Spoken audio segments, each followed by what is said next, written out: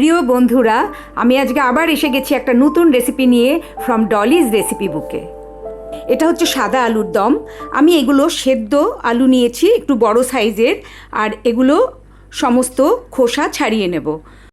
আমি এই আলুগুলোর সেদ্ধর প্রসেসটা আপনাদের দেখালাম না, কারণ ভিডিওটা তাতে অনেক বড় হয়ে যাবে। তো আপনারা আলুগুলো সেদ্ধ করে নেবেন। এই যে আলুর দমটা আমি বানাবো, সাদা আলুর দম, এটা সেদ্ধ আলু দিয়ে বানাবো। তো দেখুন, সমস্ত আলুর আমার খোসা ছাড়ানো হয়ে গেল। তবে রান্না শুরু করার আগে আমার অন্তরের ভালোবাসা আপনাদের জানিয়ে আমার রান্না শুরু করছি। এই সেদ্ধ আলুগুলো আমি দুটো করে টুকরো করে নিচ্ছি, মানে হাফ করে নিচ্ছি। একটু বড় বড় টুকরো রাখবো। 4খানা আলু নিয়েছি, আর এই যে দেখুন এরমভাবে করে নিলাম। আর আমি কেটে সেদ্ধ করলাম না, তাতে অনেক সময় ভেঙে যায় আলু। তাই এবার একটা মিক্সিতে আমি 3 চা চামচ ভর্তি করে সাদা তিল নিয়ে নিচ্ছি। আর আগে এই সাদা তিল আমি শুকনো অবস্থাতেই গুঁড়ো করে নেব। শুকনো অবস্থাতে এটাকে গুঁড়ো করে নিলাম। দেখুন এরকম হয়েছে, কারণ অল্প তো, আমি যদি জল দিই ওটা ভালো গুঁড়ো হতে চাইবে না, মানে পেস্ট হতে চাইবে না। তাই এইভাবে আমি শুকনো গুঁড়ো করে নিলাম। এবার এখানে আমি এই ক্যাপসিকাম থেকে 6 পিস ক্যাপসিকাম এর মধ্যে দিয়ে দিচ্ছি, আর বাকি ক্যাপসিকাম আমি অন্যভাবে ব্যবহার করব। 6 পিস ক্যাপসিকাম দিয়ে দিলাম, আর এখানে দিয়ে দেব 5টা কাঁচা লঙ্কা। আর আপনারা ঝাল আপনাদের পছন্দ মতো খাবেন। আমি এখানে 5টা কাঁচা লঙ্কা ছোট ছোট টুকরো করে ভেঙে দিচ্ছি, যাতে ভালো করে পেস্ট হয়ে যায়। তো এইগুলো আমি সব একসাথে করে পেস্ট করে নেব।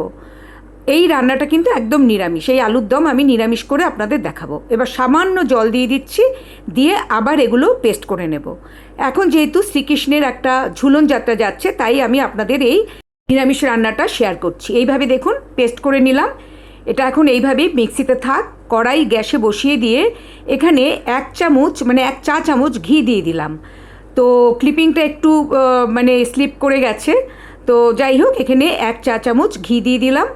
এবার আমি যে বাকি ক্যাপসিকাম, মানে একটা ছোট সাইজের ক্যাপসিকাম আমি নিয়েছিলাম, সেখান থেকে 6 পিস ব্যবহার করেছি পেস্টে, আর বাকি পিসগুলো এখানে দিয়ে 2 মিনিট মতো এটা নাড়াচাড়া করব।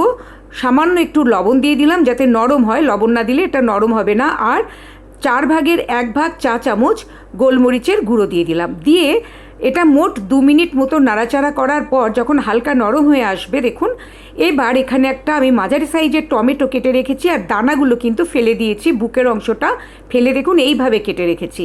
এই টমেটোগুলো দিয়ে দিলাম, দিয়ে আরও 1 মিনিট মতো এটাকে আমি মিডিয়াম টু হাই ফ্লেমে ভেজে নিচ্ছি।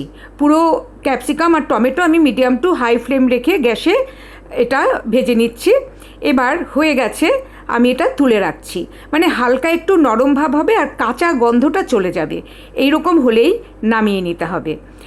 এখন আবার এই কড়াইতেই আমি তেল দিয়ে দেবো। এই দেখুন, এটা কিন্তু আমি সাদা তেলে রান্না করব, তাই এখানে প্রায় 40-50 গ্রাম মতো তেল দিয়ে দিচ্ছি, কারণ অনেকটা আলু ভাজতে হবে, আর সেদ্ধ আলু ভীষণ তেল টানে। তো তেল গরম হওয়ার পর আমি সেদ্ধ করা আলুগুলো দিয়ে একটু ভেজে নিচ্ছি। আলু অ্যাকচুয়ালি যদি একটু হালকা ভেজে দেওয়া যায় আলুর দমে, তাহলে কিন্তু ভীষণ ভালো একটা স্বাদ আসে। সেদ্ধ আলু ডাইরেক্ট ব্যবহার করার থেকে যদি তেলে ভেজে দেওয়া যায়, তাহলে কিন্তু আলুর দমের স্বাদ অনেক ভালো হয়।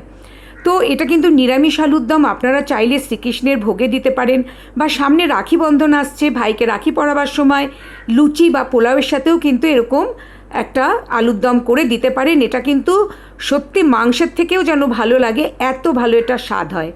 আর এই ক্যাপসিকাম থাকাতে খুব ভালো একটা গন্ধ হয়। তো মোটামুটি একটা হালকা ভেজে নেওয়ার পর এখন আলুগুলো তুলে নিচ্ছি। এগুলো চন্দ্রমুখী আলু, তো ওই জন্য ভীষণ নরম, খুব হালকা হাতে এই ভাজার কাজটা করতে হবে, নাড়াচাড়াগুলো করতে হবে। আমি কিন্তু ভীষণ মানে আলতো করে এগুলো নাড়াচাড়া করেছি। জ্যোতি আলু হলে এত সমস্যা হয় না। এটা দেখুন, এই যে এটা হচ্ছে চন্দ্রমুখী আলু, আপনারা যে কোনো আলুই ব্যবহার করতে পারেন। এবার এই তেলের মধ্যে আরেকটু তেল দিয়ে দিচ্ছি, প্রায় 3 টেবিল চামচ মতো, 3 বড় চামচ মতো তেল দিয়ে দিলাম, কারণ আলুতে কিছুটা তেল টেনে নিয়েছে। খেতে যদি স্বাদ হতে হয় তাহলে একটু তেল দিতে হবে। এবার 1 ইঞ্চি আদা আমি পেস্ট করে রেখেছি, সেটাও দিয়ে দিচ্ছি। দিয়ে 6-7 সেকেন্ড মতো লো ফ্লেম রেখে এই আদাটাকে একটু ভেজে নেব, কারণ আদা বেশি ভাজবো না, তাহলে রান্না তিতো হয়ে যেতে পারে। সামান্য একটু ভেজে নিয়ে এখন এখানে আমি যে পেস্ট করে রেখেছিলাম ক্যাপসিকাম, কাঁচা লঙ্কা আর তিল, সেই পেস্ট এখানে দিয়ে দিলাম। আর আমি মিক্সির বাটিটা ধুয়ে একটু জল এখানে ব্যবহার করব। মিক্সির বাটি ধুয়ে একটু জল দিয়ে দিলাম। এখন এটা আমি ভালো করে রান্না করব ততক্ষণ যতক্ষণ পর্যন্ত না তেল ছাড়া ছাড়া হয়। একদম যখন তেল ছাড়া ছাড়া হবে তখন আমি অন্য ইনগ্রেডিয়েন্ট এখানে ব্যবহার করব। ততক্ষণ পর্যন্ত এটা কিন্তু নেড়ে চেড়ে মিডিয়াম টু হাই ফ্লেমে ভালো করে কষিয়ে নেব। আমি এখানে লবণটা ব্যবহার করে ফেললাম। যতটা লবণ আমার এই সবজিতে লাগবে, মানে এই তরকারিতে লাগবে, ততটাই দিয়ে দিলাম, কারণ এটা ভীষণ ছিটে আমার গায়ে চলে আসছে তেলগুলো লবণটা দেওয়াতে, আর এটা হবে না।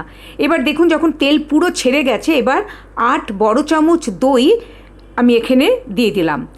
দইটা দেওয়ার পরে 2 মিনিট মতো গ্যাসের ফ্লেম লোতে রেখে কিন্তু রান্নাটা করতে হবে।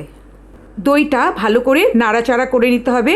এখন ফ্লেম হাই করলে কিন্তু দই ফেটে যাওয়ার একটা চান্স থাকবে, কারণ আমি নুনটাও আগে দিয়ে দিয়েছি। নুন না দিলে দই ফাটে না, কিন্তু আমার এত তেল ছিটছিল দিতে হয়েছে। এবার এখানে আমি বেশ কিছু কিশমিশ ব্যবহার করলাম, আপনারা আপনাদের পরিমাণ মতো ব্যবহার করবেন। তো এই কিশমিশগুলো যখন গ্রেভির সাথে মুখে পড়বে, পোলাও বা লুচির সাথে যখন গ্রেভিটা খাবেন তখন কিন্তু ভীষণ সুন্দর লাগবে খেতে। আর আমার কাছে লাল কাঁচা লঙ্কা ছিল, তাই 2টো ছিঁড়ে দিয়ে দিলাম। আপনাদের কাছে না থাকলে এখানে আপনারা সবুজ কাঁচা লঙ্কাই ব্যবহার করতে পারেন, কোনো অসুবিধা নেই। আমি এটা ততক্ষণ পর্যন্ত নাড়াচাড়া করব বা রান্না করব যতক্ষণ এটা পুরো শুকিয়ে তেল ছাড়া ছাড়া না হয়ে যাচ্ছে, ততক্ষণ।